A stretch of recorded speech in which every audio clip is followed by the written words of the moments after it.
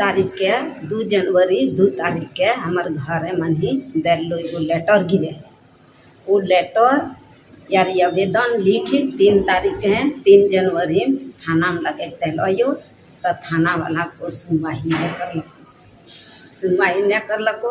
तकर बाद एसपी के दिलियो, डीसी के दिलियो, तकर बाद जब धरना दिलियो 25 दिसंबर 25 तारीख के हमार बेटी गैप भेलो। तो कितना महीना कितने दिन भेलो तो बेटी हमार बेटी कहीं लगभग 8 महीना जनवरी से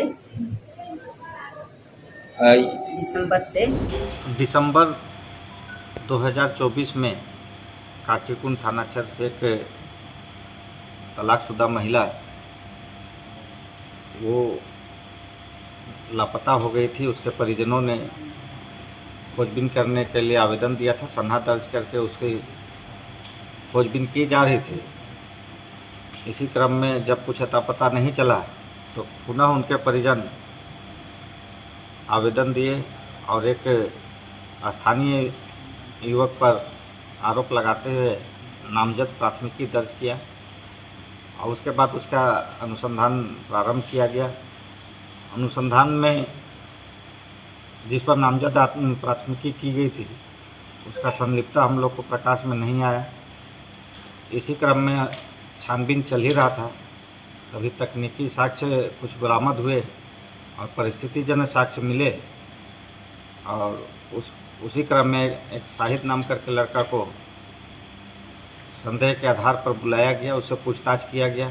पूछताछ के क्रम में उसने घटना में अपनी संलिप्तता स्वीकार की। साथ ही अपने सहयोगी एक करीम नाम का व्यक्ति का नाम भी बताया। बोले दोनों मिल के हम लोग उसको मारे थे और उसी समय वहाँ पर ग्रामीण कुआं में बोरा में डाल के और पत्थर डाल के उसको दबा दिए थे, कुआं में डाल दिए थे। उल्लेखनीय इसमें यह है कि करीम जो लड़की लापता थी उसका अपना जीजाजी है। जीजाजी को आक्रोश था, पूर्व में उसकी बेइज्जती की गई थी, गांव में मारपीट किया गया था उसके ऊपर और आरोप लगा के ग्रामीणों के द्वारा प्रीता ने उसको आरोप लगाया था, उससे मारपीट है, जिससे काफ़ी खीन था और वो अपने सहयोगी से मिल के वो दुमका से ले गया कि चलो बहन से मिलने के लिए। उसका तबीयत खराब है और सोची समझी साजिश के तहत उसको गला दाब के मारा और उसका शव को कुआं में डाल दिया।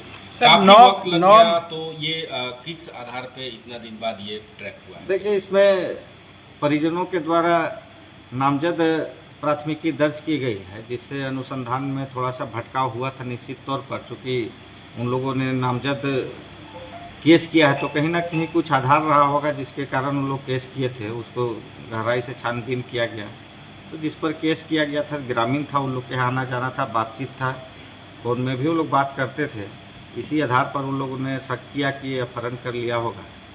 तो हम लोग का अनुसंधान का दिशा भी कुछ समय तक उधर छानबीन किए, लेकिन जब हम लोग उस नतीजे पर आए कि जिस पर प्राथमिकी दर्ज किया गया है उसका संलिप्तता इसमें स्पष्ट रूप से उजागर नहीं हो रहा है, फिर हम लोग अपना छानबीन का जो तरीका है उसका दृष्टिकोण बदले और उसके परिणाम स्वरूप हम लोग इस तक पहुँचे कि उसकी हत्या उसके अपने जीजा अपने सहयोगी के साथ किया है। सर कैसे डिटेक्ट होगा कि वही कंकाल जो है शैम्पू का है? चूँकि जो अभियुक्तगण है इसमें हैं उन लोग की निशानदेही पर उस कुआं से शव को बरामद किया गया है। अब उसके जो कपड़े हैं, जो बचे खुचे अवशेष हैं, उसके पहचान करा रहे हैं। साथ ही साथ हम लोग उसके परिजन से डीएनए का जांच कराएंगे ताकि स्पष्ट रूप से यह हो कि ये जो शव मिला है, जो कंकाल है, वो उसी व्यक्ति का है जिसका अपहरण का केस किया गया। कितनी बड़ी चुनौती थी सर, चूँकि लड़की गुमशुदगी का मामला पुलिस के सामने बताया गया था और फिर उसी के परिजन जो है उसकी हत्या में संलिप्त रहे। देखिए, इसमें जो जिसकी गिरफ्तारी हुई है उसका जीजा का, वो भी बराबर इसमें आया करते थे उसकी बरामदगी के लिए पुलिस पर कि जल्दी इसका अनुसंधान करें और उसको बरामद करें, और सभी कोई आते थे। और जो अभियुक्त था वो भी आता था कि इसकी जल्द से जल्द इसको खोजा जाए। तो चुनौती चूँकि वो लोग हम लोग के जांच को भटकाने का प्रयास कर रहे थे, इसलिए कुछ समय ज़रूर लगा, लेकिन हम लोगों ने इसका SIT का गठन किया था।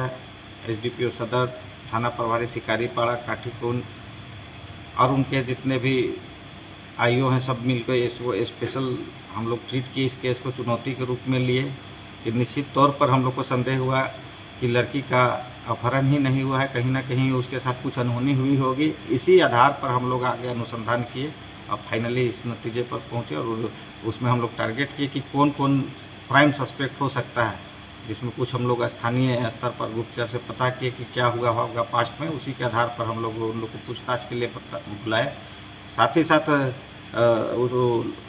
मृतिका का अंतिम जो जिससे बात हुआ था वो मोबाइल भी हम लोग को बरामद हुआ और उसी के आधार पर ये इस नतीजे